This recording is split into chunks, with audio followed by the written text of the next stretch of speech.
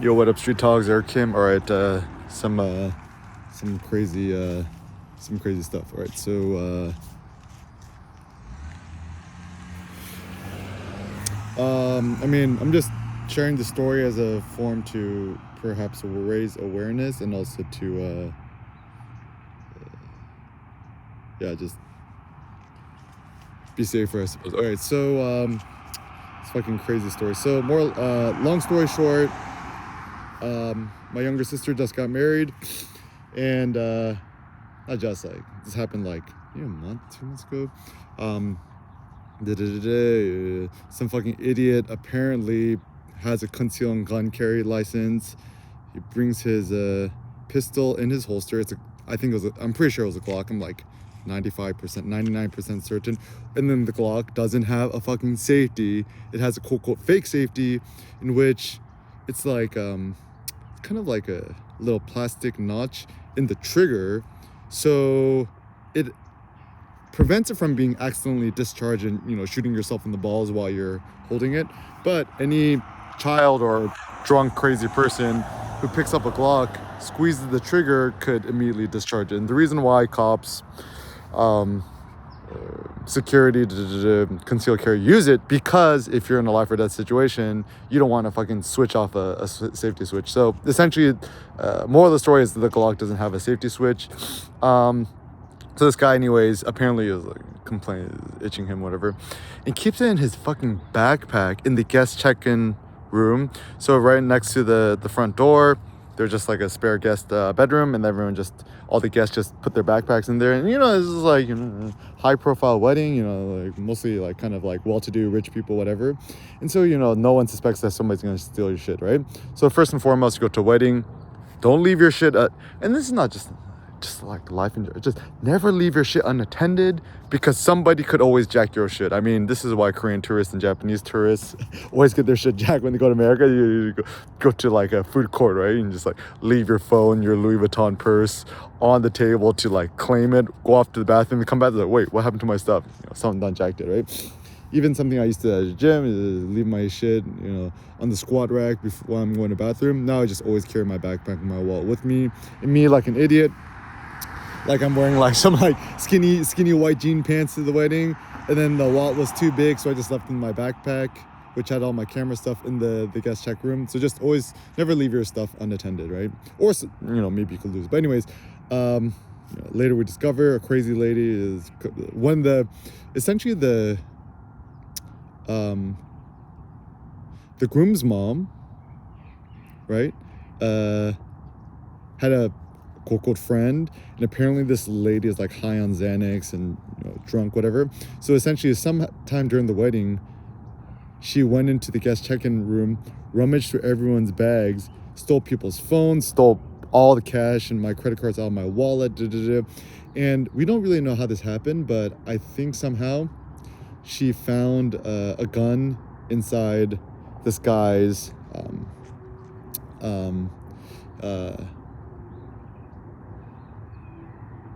the guy who brought the gun to the wedding, right? His name is Joseph. So Joseph brings his pistol to the wedding, right? Why would you fucking bring a gun to a wedding? Just leave it in your car, right?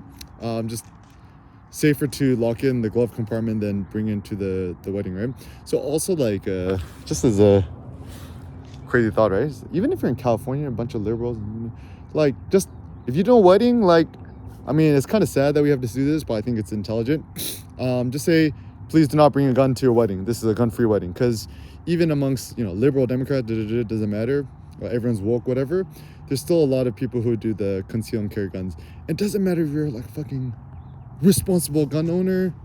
Like, why? Like, it's a way. Why would you bring a gun to it? Anyways, don't do it, guys.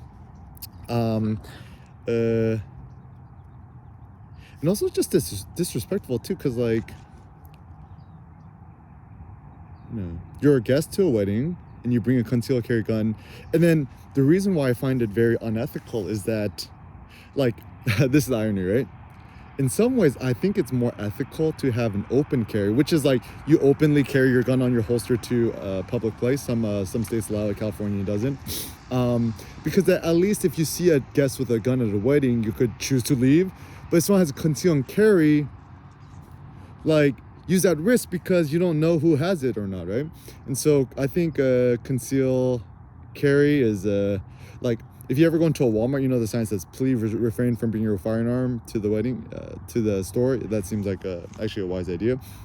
And just ask your guests not to bring a gun to the wedding. Or if you have a big profile event like a gallery opening or a show or something like that where a lot of people gather, in the front of the door, put a sign at least, or say to the things, please do not bring your pistol or your concealed carry or your gun to this event, right? Gun free zone. Because like, it's funny because I'm a Boy Scout, Eagle Scout. When I was a kid, Boy Scout camp. I'm actually an Eagle Scout. Got my shotgun and rifle merit badge the same summer. Also my archery merit badge. So like, I'm not anti-guns, right? And then America,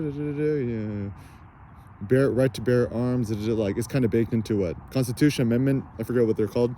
But essentially, guns ain't going away in America. But I think maybe the intelligent thing we should do is kind of create new, like, kind of social. It's kind of like a social approach, right? Like, where you at least put it up in the air, right? It's like, if you have a conceal and carry, that's cool, but please don't bring your conceal and carry to the wedding. And if you want to have your gun with me, today you don't want to not bring your conceal, please don't come to our wedding or our event. And be polite about it, right? But anyways, essentially what happened was, this guy Joseph, right? So I'm not gonna say his last name, I don't even remember his last name, but Joseph, right? So also this thing too, I'm like, don't trust people with flannel. I think I think the reason why a lot of people who do conceal and carry gun holders, people who carry guns with them, wear flannel is that it kind of disguises the shape of things. And so if you're carrying a gun with you, the biggest issue is you don't want people to know that you're carrying it and it's kind of popping out. So I think a lot of people wear flannel as a form of covering it up. So, I mean, it sounds silly, but then next time you're out in public, don't go to Walmart no more because fucking stupid people go there and, might have guns with them, whatever's. Kind of obviously stay out of bad neighborhoods. Don't fill up gas in bad neighborhoods, whatever's. Maybe another +1 to go electric, right? So where's flannel? So wedding. So why would you? It's like, you're going to a fucking wedding. Why are you wearing flannel? Wear a suit, right? And essentially, yeah, he kept his gun inside the holster and is like, it requires severe dexterity to take him, right? Like, a gun in a holster is designed to be taken out easily because if you're self-defending yourself, it's gonna have to be easy, right? But anyways, keeps it in there, and so I guess we don't really 100% know, but this crazy woman at the wedding, her name's Ruby, right? Rummaged through everyone's shit, takes out my wallet, and essentially, Cindy runs to me because another guest found out that their phone and stuff was missing from the guest room, and then Cindy's like, "Oh, Eric, is this your wallet?" And it has my wallet and all my cards and cash is missing and stuff like that. And so I'm just kind of like, essentially freaking out from it. And what happens then is,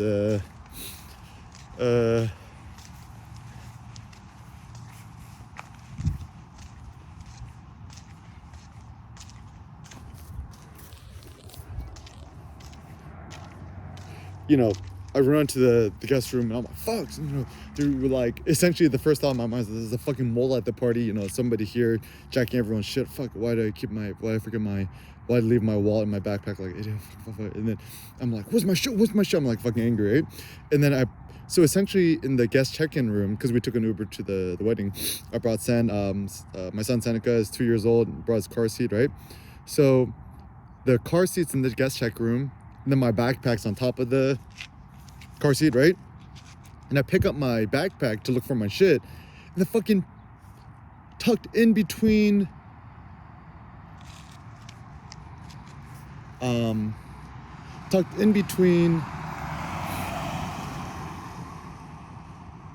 car seat and my backpack, I find a gun, like a fucking black real life pistol gun, right? Glock, right? I found out later it's a Glock. And I'm like, what the fuck is this? And I pick it up and it's heavy, right? And I'm like, the fuck? Why is there a gun here? And then the first thought that was going through my mind is like, dude, is this going to be another Sandy Hook? So the scenario that was running through my head was pretty much like, the scenario going through my head was like someone at the party is like, comes to the party, somebody who kind of doesn't belong there, and is going to be, and then is essentially like, I'm here to jack everyone's shit, and then I'm going to shoot up and kill everyone at the party. It was essentially my gross fear, and find the pistol, and then like I was actually going to call off the wedding, but then I just told everyone to go outside because I was afraid that there was going to be another mass shooting or something. So I'm picking up the gun, and then Cindy's like, Eric, is that a real gun? Is that a real gun? Is that toy? I'm like, no, it's fucking heavy, and I'm just holding the pistol with my left hand the whole time, inspecting it, right? And obviously not squeeze the trigger because like if it's a real gun, you don't want to fucking shoot it, right? And then some of the other guests come in,